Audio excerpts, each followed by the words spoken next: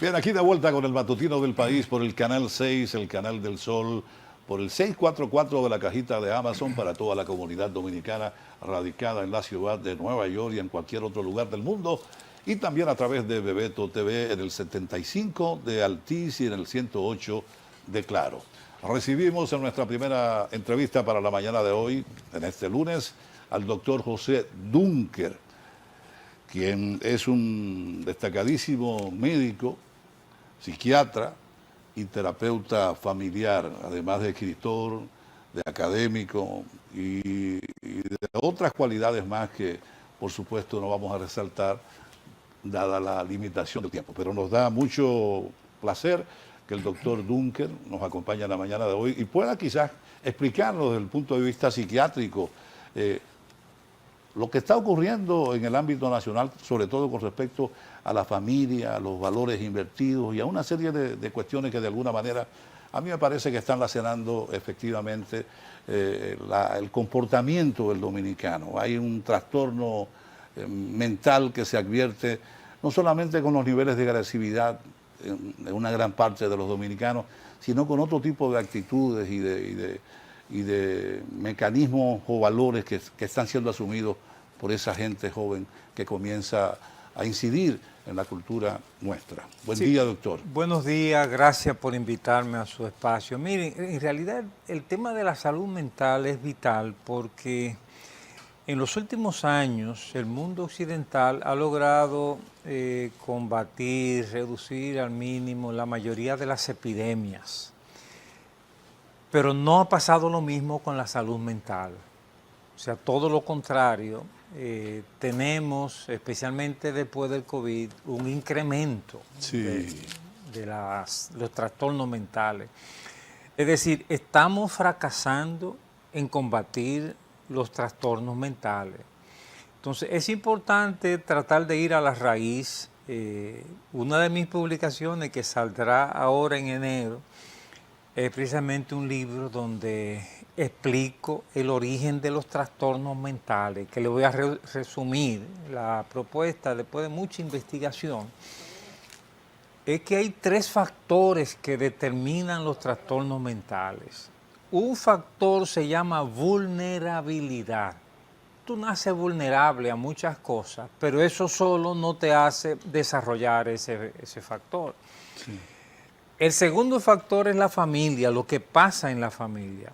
Cuando tú tienes unas buenas relaciones familiares, eso significa que tienes posibilidades de que se saque lo mejor de ti.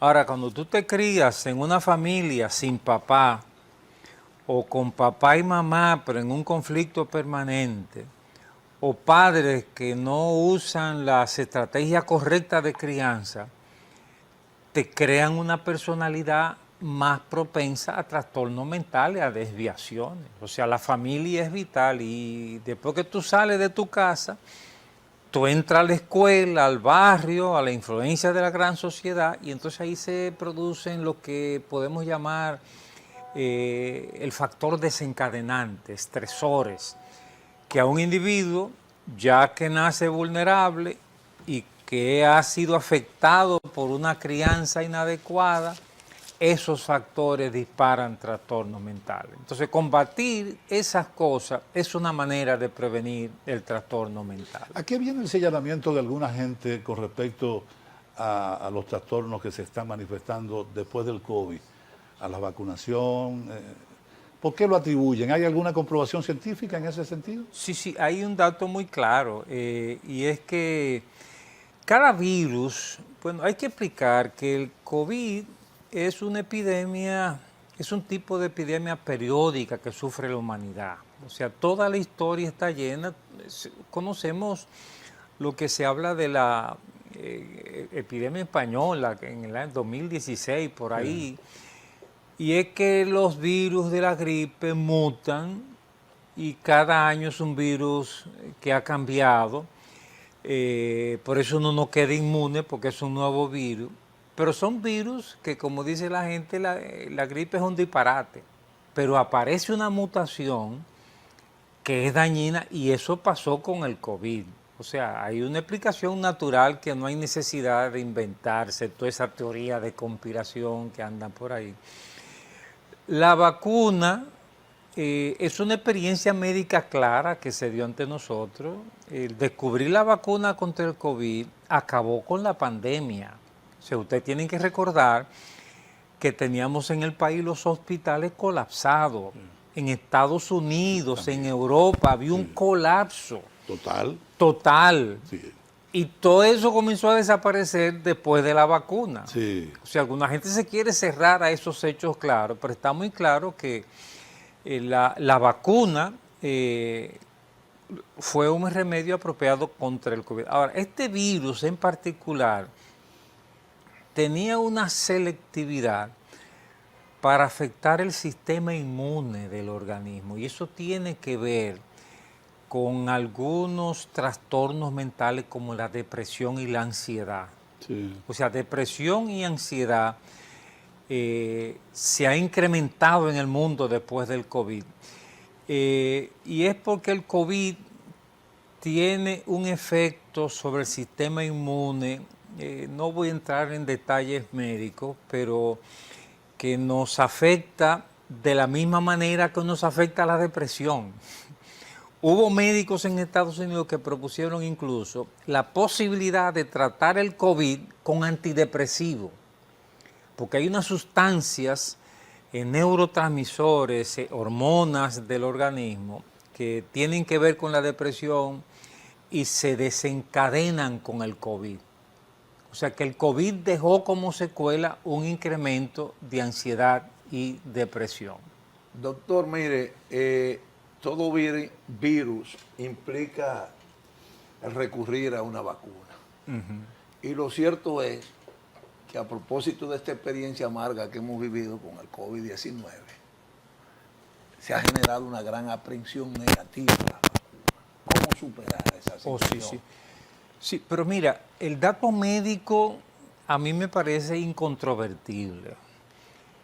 Mira, nosotros mismos, por edad supongo, recordamos los efectos del polio, la tosferina, el sarampión. O sea, todavía conocemos personas cerca a nosotros que quedaron paralíticas del polio, que murieron.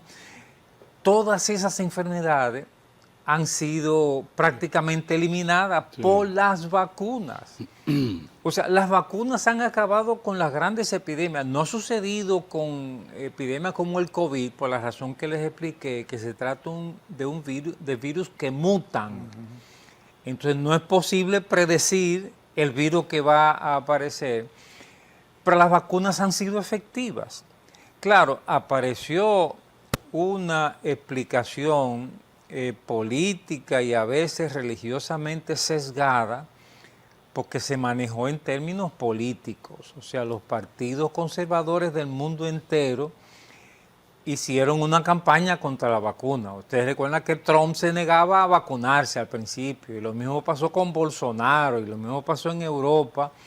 O sea, se asumió la antivacuna como posición política y algunas iglesias se sumaron a todo eso y lograron un efecto que yo estoy regresando de Estados Unidos y donde tuve contacto con sectores médicos, que ellos me dicen que ahora, para lograr que la gente se vacune ante las situaciones conocidas, tienen más problemas.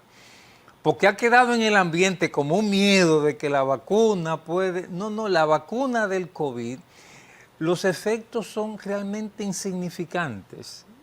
O sea que yo pienso que debemos abrirnos a la realidad de que las vacunas representan un avance de las ciencias médicas y que hasta ahora sus efectos positivos son más que los negativos. Doctor, el nivel de agresividad que uno advierte en los dominicanos, por ejemplo, que por cualquier rozamiento de los vehículos o por cualquier percance pírrico a veces se produce una situación dramática, al punto a veces hasta de perder la vida.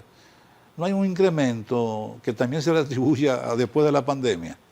Sí, puede haberse incrementado, pero ahí hay un terreno que tenemos que trabajar. O sea, las autoridades explican que la violencia que se ha incrementado es más la violencia de convivencia, Sí. precisamente por donde ustedes señalan. Es decir, que por cosas menores se mata a una persona. Sí.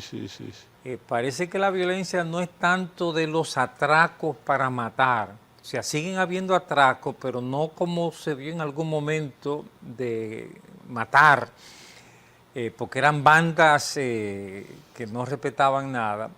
Es que no nos sabemos tratar. Mira, yo no sé, puede tener un efecto del COVID, pero quiero decirle que en este momento del mundo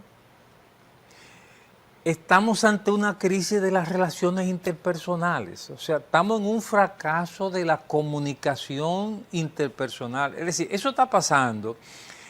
Esa guerra de Ucrania es un problema de comunicación. O sea, yo no voy a tomar partido en este momento de un lado o de otro, pero debía haber un intento de negociar. Pero ¿cómo es posible que los dos bandos están en esa posición cerrada de destruir al otro, que no es posible? O sea, yo no sé Eso trasciende más allá del COVID, ¿no? Eso va más allá del COVID. Claro. Ese es el punto. Eso está más allá de... Pero mira, lo que está pasando ahí en Palestina es otra situación. La política en Estados Unidos.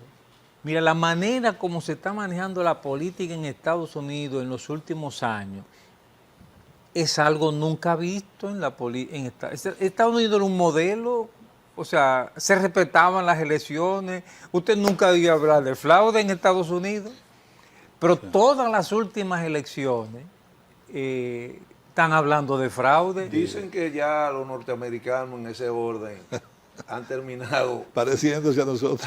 asumiendo el modelo latinoamericano, Pero y así sobre es. todo caribeño. Pero así es. Se están latinoamericanizando, como algunos de ellos dicen. Entonces, mira, lo que quiero señalar, y este punto es muy importante, que estamos asistiendo a un momento de la historia del mundo en el que estamos fracasando en la comunicación interpersonal. Mira, y eso es un reto para que yo me lleve mejor con mi vecino, para que yo voy a parquear mi vehículo y tengo que ser respetuoso del otro. Sí. O sea, tengo que ser más tolerante. Pero tiene que ver eso, doctor, con la ostentación, con todas estas redes que de alguna manera permiten la proyección de una idea a veces distorsionada de la realidad de cada quien, ¿no? Y sobre todo Con la falta cimentada de en falsos logro. valores. Tiene que haber alguna razón en el comportamiento, o sea, tiene que tener alguna repercusión todos estos esquemas. No, yo hablaría de madurez personal y de principios. Madurez, porque es que si tú te crías en una casa donde tú aprendes a negociar con tu hermano, Sí. tú aprendes a negociar en la escuela y aprendes a negociar en el barrio, donde sea. Pero si en tu casa no aprendiste a negociar con tus hermanos, vas a tener problemas en la vida. Entonces hay gente inmadura y yo pienso que en este país tenemos una tasa muy alta de gente de hogares uniparentales, mujeres criando sola en la casa. Y no hay ninguna duda de que criarse en una familia uniparental te da menos oportunidad de una crianza equilibrada con un papá y una mamá. Entonces, eso está pasando en nuestro país. Hay también un problema de principios.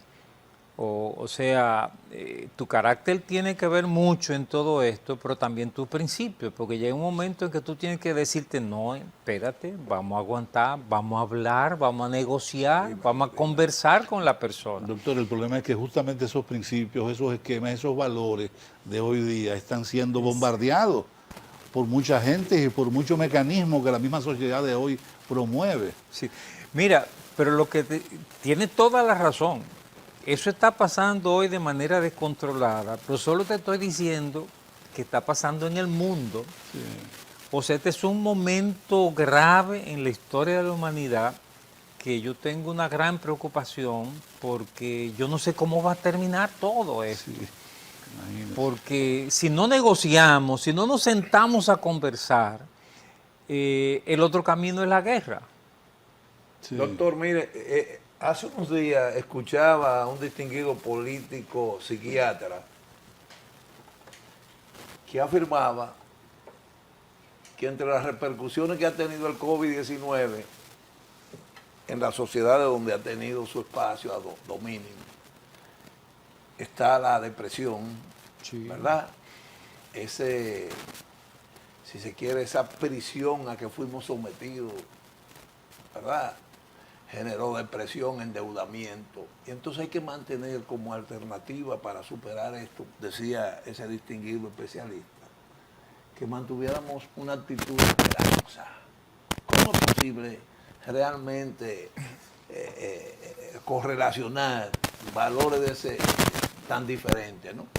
Sí, mira, creo que un buen punto es cómo uno manejarse ante la depresión y la ansiedad. Esperanzado ante Sí. tanta Y- acorralamiento. Sí, yo les quiero dar algunos puntos claros y disponibles. Mira, un punto claro por investigaciones médicas es que cuando tú haces gimnasia, cuando tú caminas media hora todos los días, eso tiene un efecto ansiolítico y antidepresivo. Es importante decirlo. O sea, fue comprobado por el Departamento de Salud Mental del gobierno americano. O sea, tomaron personas con depresión, personas con ansiedad, y hicieron un estudio comparado que a uno les daban ansiolíticos y antidepresivos y a otros lo ponían a caminar, y después de 3 meses comprobaban que caminar es tan efectivo como los antidepresivos. O sea, que es algo que se puede hacer. Además, la depresión ocurre en personas que tienen una mente pesimista, negativista. O sea, el deprimido se deprime porque tiene una personalidad que tiende a ver el lado negativo de lo que está pasando. Es un dato muy importante. Y una de las terapias efectivas que existe para la depresión consiste en ayudar a la persona a ver el lado positivo de lo que le está pasando. Correcto. Entonces, es algo que todos podemos hacer. O sea, a veces tú te estás ahogando en un vaso de agua, Sí. pero cuando tú te pones a ver, es un disparate. Que hay más gente con situaciones como la tuya, es más gente que diría, si yo tuviera como ese, yo sería feliz. Claro, claro. Entonces, tenemos que aprender a interpretar correctamente la cosa, sin dramatizar, sin exagerar, porque esa manera exagerada de ver los problemas complica el problema. Entonces tenemos que aprender a manejarnos en ese El sentido. mercantilismo también tiene mucho que ver con el mercantilismo, el afán por poseer cosas hoy día. Claro, Repercute mucho también en términos claro. negativos. Tú tienes que aprender a vivir con sencillez. O sea, si tú te dejas arrastrar del consumismo, de que el otro tiene, de que está de moda, tú estás perdido. Porque Pero todo eso incide, doctor. Muchísimo. Lo cierto es que en la realidad social de hoy todos esos elementos inciden. Y yo que aún tengo hijos pequeños, percibo a veces en ellos el asunto de, ¿cómo le dicen ahora? Ahora tiene un nombre americanizado que le llaman, cuando tú te burlas de los otros. El bullying. El bullying. Oh, sí. El bullying, o sea, eso es muy común. A veces los niños compiten por una simple tablet, por la marca de la tablet que llevan a los colegios. Y todo eso, eso ejerce una presión sobre tus color y hijos. la forma de la mochila. por Entonces, ejemplo. todos esos elementos a veces hacen que la gente no tenga capacidad de ver lo positivo aún de los elementos o de los aspectos o de los hechos negativos. Y ahí ya estás metiendo el tema de la crianza, porque según cómo tú crías a tus hijos, tú vas a criar hijos dependientes de esas cosas, Sí, más pero o ¿cómo menos. maneja uno como padre, doctor? Porque, por ejemplo, en el caso mío, yo coincido con usted en el sentido del manejo de la... Ahora, la realidad es que el niño, adolescente, tiene presión social en el colegio donde asiste. Sí. Y tiene una serie de esquemas y de valores que los demás le promueven. Entonces, tú como padre tienes que luchar con esa realidad. ¿Cómo Sí, hacemos? mira, un error en la crianza de los hijos es que uno usa los juguetes, la tablet, los elementos, como un sustituto de la presencia de los padres. O sea, si tú eres amigo de tus hijos, Sí. si tú le dedicas tiempo de calidad a tus hijos, le estás dando el mejor juguete, el mejor regalo. y los juguetes van a ser secundarios. Ahora, cuando tú no tienes tiempo para tus hijos, especialmente nosotros los hombres, cuando no tenemos tiempo para nuestros hijos, entonces hay que darle algo para que ellos llenen ese vacío y entonces ahí las cosas ocupan el primer lugar. Los celulares, por ejemplo, a propósito de juguetes, los celulares deben tener un tipo de influencia en la conducta de nuestros jóvenes hoy día. Y todo lo que eso representa. Muchísimo, porque mira, un celular es una de las cosas, de los descubrimientos grandes que tenemos en este siglo. Sí. O sea, un celular realmente era inimaginable Sí. que uno pensara que una cajita así podía tener tantas posibilidades. Pero sirve para bien y sirve para mal. Sí, así mismo es. O sea, los muchachos se entretienen con su celular, pero ahí hay también oportunidades para caer en toda clase de trampas. Doctor, ¿se ha generado una patología realmente en función del uso del celular? Porque fíjense que hay personas que si un día cualquiera olvidan ese aparato, ¿Es traumático? es un trauma durante el día entero, ¿no? Sino ya hay adicción. Hay una dependencia. muy grande. Sí, ya hay una adicción, pero adicción real a las redes sociales. Y mira, un buen ejercicio que podemos hacer en familia es tener encuentros sin celulares. Mira, yo recuerdo cuando comenzaron los celulares que un amigo mío, que era un funcionario de una empresa importante, él me dijo, Dunker, mira, mi jefe me regaló un celular y yo pensaba que era un regalo, pero es una cadena. Porque era donde quiera que yo estoy, él me llama. La ubica. Sí. O sea, un celular es también una esclavitud. Sí, Entonces, claro. tiene que haber momentos sin celulares, y especialmente en la familia. Mira, una familia tiene que tener el principio de sentarse a comer en familia, por lo menos una vez al día. Una familia, para ser familia, tiene que sentarse a comer en familia, y quiero decir, sin celulares. O sea, no se va a acabar el mundo porque uno deje los celulares en ese momento de confraternidad familiar. Y eso va a contribuir a nuestra salud mental. Permítanme volver a la depresión. Realmente la profilaxis frente a la depresión, medicamento o ejercicio, o ambas cosas a la vez. No, hay terapias efectivas para la depresión. O sea, en los últimos años se han descubierto terapias efectivas para todos los trastornos mentales. Es una lástima que todavía, y me perdonan mis colegas, que los que hacen terapia no manejan toda la destreza disponible hoy día. Pero ahí se descubrió, por ejemplo, lo que se llama terapias cognitivas. Es un tipo de terapia que se está practicando, que ya está demostrado que es tan efectivo como los antidepresivos. Te voy a dar un resumen de lo que significa la terapia cognitiva para que tú veas cómo funciona. Ellos descubrieron que en el fondo de la depresión hay un pesimismo, un negativismo. O sea, el deprimido es una persona que automáticamente produce pensamientos negativos. O sea, que tiende a interpretarlo todo como que está peor. Entonces, ellos descubrieron eso y crearon una técnica para adiestrar a la persona a combatir el pensamiento negativo. ¿De qué manera? Sencillamente, en lugar de frases negativas, ellos te enseñan a construir frases positivas. Y cuando tú coges esa frase y te enganchas de ella, tienen efecto antidepresivo. Tú ves, todos tenemos frases que nos gustan, que colocamos en la pantalla, en la pared. Esas frases influyen en nuestro estado de ánimo y pueden influir en la depresión. O sea que tiene razón el autor del famoso libro, un bestseller prácticamente, El Secreto, cuando dice, cuando se insiste mucho en energía negativa, eso determina el comportamiento y realmente repercute, tiene una acentuación innegable. Las actitudes son si las pienso raíces. negativo, tengo una vida desastrosa, ¿verdad? Sí. El pesimismo es la raíz de la depresión.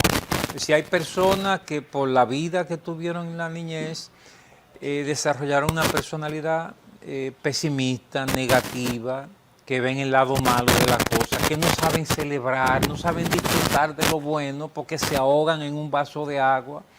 Entonces, esa preocupación constante afecta... O exagerada. Exagerada, termina desencadenando una depresión. Porque ser cauto no es ser pesimista. Exactamente. Ser preventivo no es ser pesimista. Hay un manejo ahí que tú tienes que adecuar. Claro. Es el extremo del pesimismo, tú ves.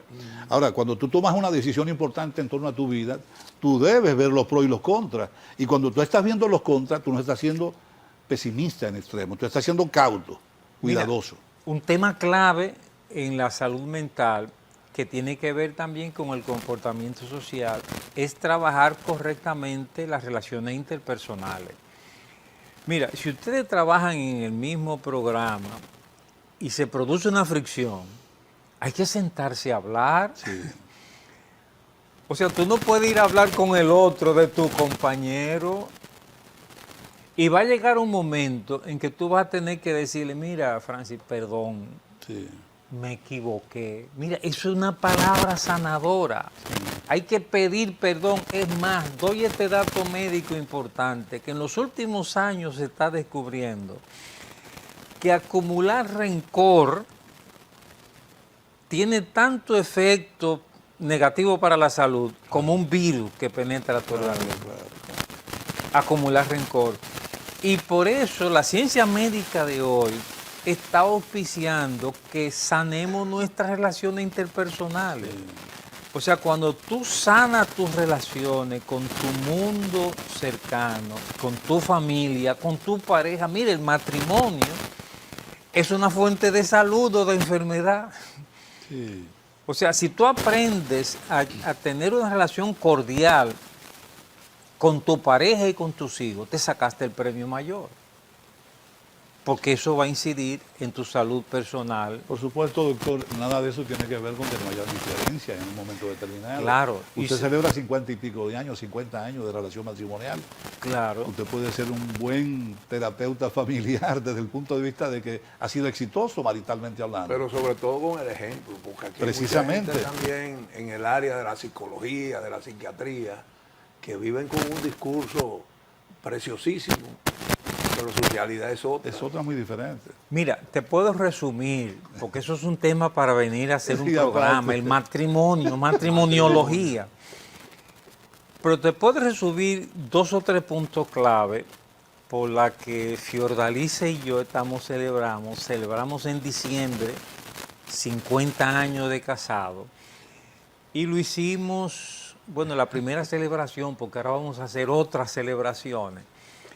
Lo hicimos en familia. Ahí estaban nuestros 3 hijos, nuestros nietos, nuestros nueros, nueras, toda la familia. Pasamos 15 días juntos. Yo celebré, di gracias a Dios por la familia que tenemos. Y perdonen la inmodestia cuando digo que yo notaba ahí entre mis hermanos, entre mis nietos, entre todo el grupo, que éramos un grupo unido. Pero eso, mira, costó cambios personales.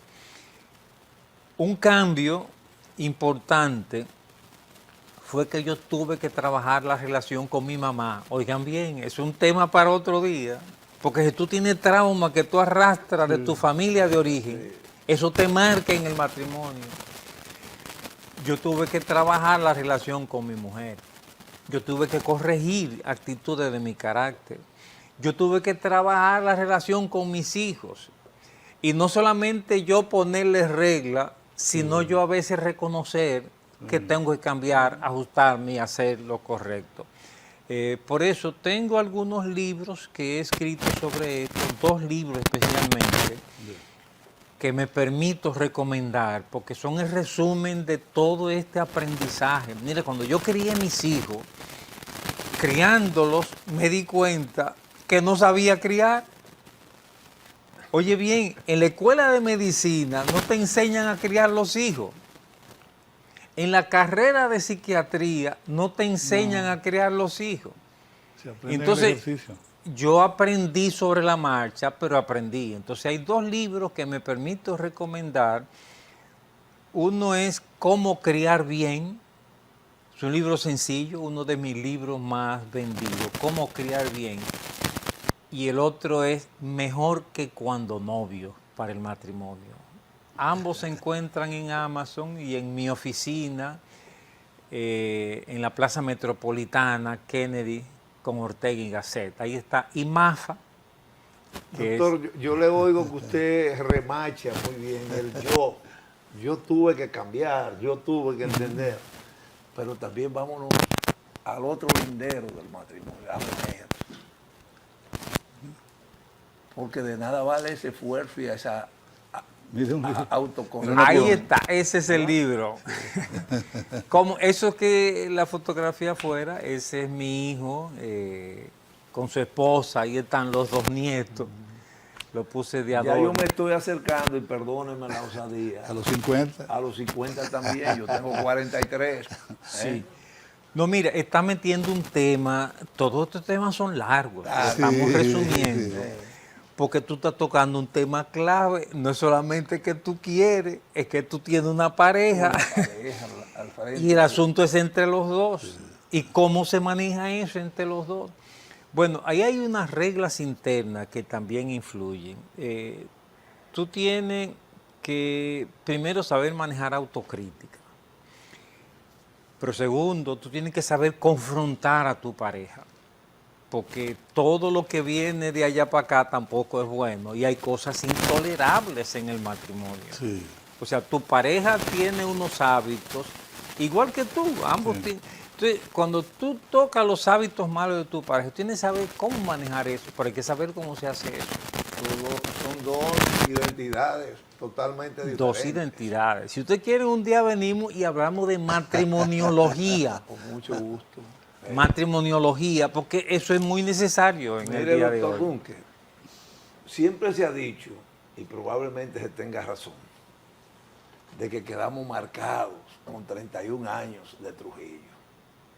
Tanto a nivel de lo que es nuestro patrón conductual como nuestro estado de conciencia individual y colectiva. ¿Cómo superar eso si es que eso es una realidad? Sí, es una realidad porque Trujillo además... Me viven negando a Trujillo, sobre todo un compañero que yo tengo de trabajo, que me cuestiona mucho porque yo digo que soy trujillista. Es mi derecho, pues estamos en democracia, supuestamente, ¿no? Ajá. Entonces también tenemos derecho las minorías. Sí. No, mira, yo viví la era de Trujillo. Correcto. O sea, yo voy a cumplir ahora 81 años. Eso significa que yo era un adolescente. Yo vi a Trujillo cerca de mí en una oportunidad, en un acto. Tuvo ese honor, ese privilegio. Fue un honor y un privilegio en algún momento. Entonces, la superación de la era de Trujillo fue una superación histórica. O sea, que nadie tenga duda de ello, porque vivir bajo Trujillo, o sea, una dictadura, o sea, es algo que nadie debería pretender que volvamos a eso. Yo recuerdo cuando mi vecino, Fernando, sencillamente lo cogieron preso y lo mataron. Al papá de mi gran amigo Fernandito, su papá Fernando lo mató, y así pasaba con otros. Eso superado, pero Trujillo representó un estilo de liderazgo que realmente es característico del estilo que nos trajo el colonizador español. Nosotros aprendimos a ser caudillos. Nosotros aprendimos el liderazgo unipersonal y autocrático. A diferencia de Europa, que aprendió el liderazgo colegiado y participativo. O sea, aquí en República Dominicana, cuando usted te eligen diputado o secretario o presidente de algo, tu mente recibe el mensaje de que tú cambiaste de categoría, que ya tú pasaste a ser de los grandes, de los importantes, que ya tú no eres un ser cualquiera. Eso está en la mentalidad latinoamericana. Y Trujillo llevó eso a su máxima expresión. Y ciertamente necesitamos corregir todo eso, pero no es tan sencillo. Eso demanda, un día vamos a hablar, porque tengo uno de mis libros donde yo planteo una revolución cultural. O sea, cómo crear una mente diferente a ese legado que nos dejó Trujillo y nos legó Doctor. el colonizador. Doctor, el hecho de nosotros ser isleños podría explicar esa cosmovisión que tenemos de que lo nuestro es lo mejor y lo único. ¿Eh? El mejor cigarrillo lo tenemos acá, el mejor ron aquí lo tenemos, todo lo mejor acá. ¿Se puede explicar de esa manera, en cierto modo? Sí, puede ser la ignorancia de lo que está pasando en el mundo, pero de todas maneras, mira, déjame... El más grande, el mejor, el único. Pero déjame darte algunos puntos positivos sobre nuestro país, porque de los malos hablaremos otro día. Qué bueno. Mira, y esto es muy importante observarlo. Porque Perdóneme, doctor, fíjese que aquí que un plátano da poder. ¿Quién ha visto una cosa como eso? Es un absurdo. No, pero déjame Un plátano darte los que da datos. Vamos a la parte positiva, doctor. Mira, nosotros hemos logrado, desde García Godoy, gobierno de transición, una estabilidad política que nos ha permitido, esta es la elección número 16, corrida, sin golpe de Estado, sin dictadura. Eso es Con truchimanería alguna. con truchimanería, sí. A los dominicanos, precisamente. Exacto. Pero hemos ido corrigiendo. Mira, usted tiene que recordar que en las primeras elecciones después de la muerte de Trujillo, cada elección tenía 5 o 10 muertos. Sí.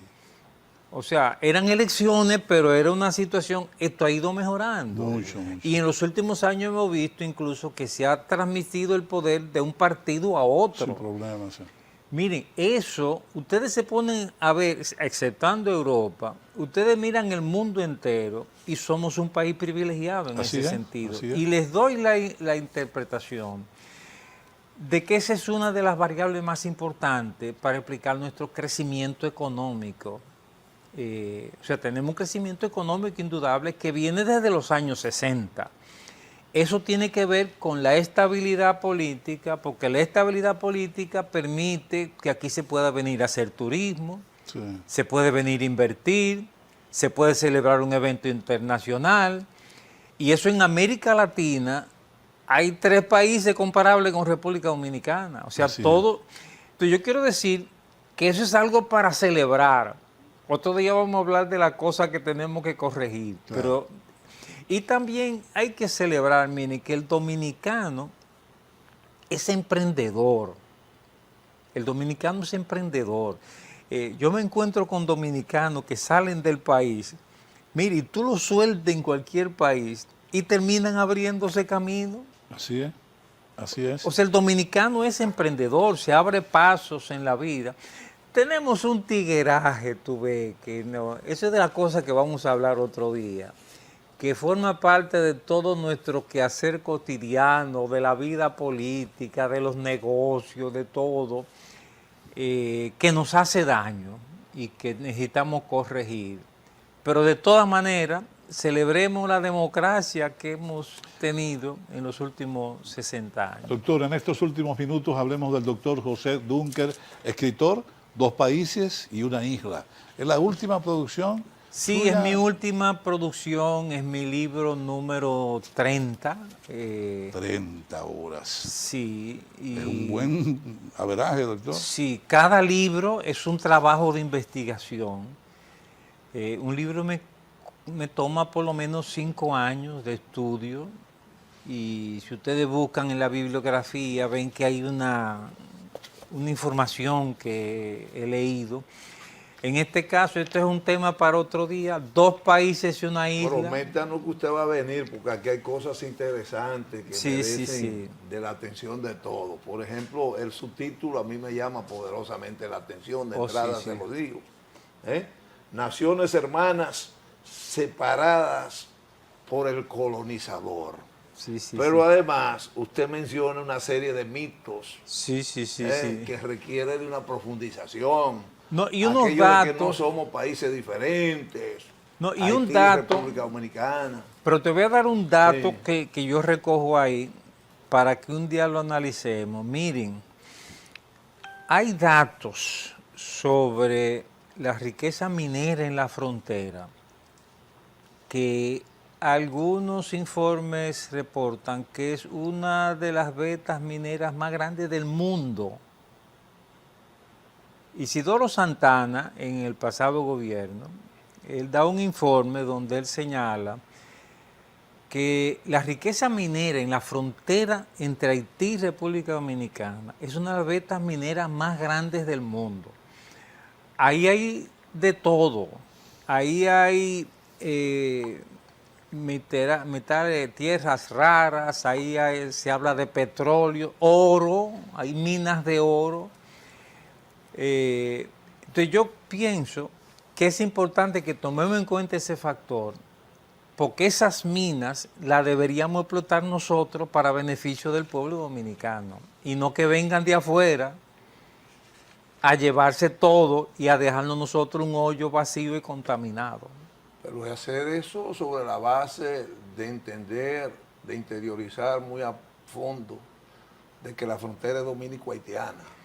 No es haitiana ni es dominicana. Así mismo. Y eso nos obliga a negociar. Porque si no negociamos, van a venir los otros y se lo van a llevar todo. Mire, usted tiene acá en esta fábula fronteriza cosas interesantísimas que yo invito a mi compañero, el doctor Moya, a que urgentemente lo logremos invitar para dialogar sobre estos temas. Usted dice, hay 5 millones de haitianos en República Dominicana. Es un mito, es un mito, es un mito. No, es demasiado 5. No podemos cargar con el problema haitiano. Hay muchos, Somos doctor, dos pueblos diferentes. Hay muchos, pero no llegan a 5. La mayoría de los robos son cometidos por haitianos. Hay cosas interesantísimas, ¿no? Los haitianos desplazan a los dominicanos en los puestos de trabajo.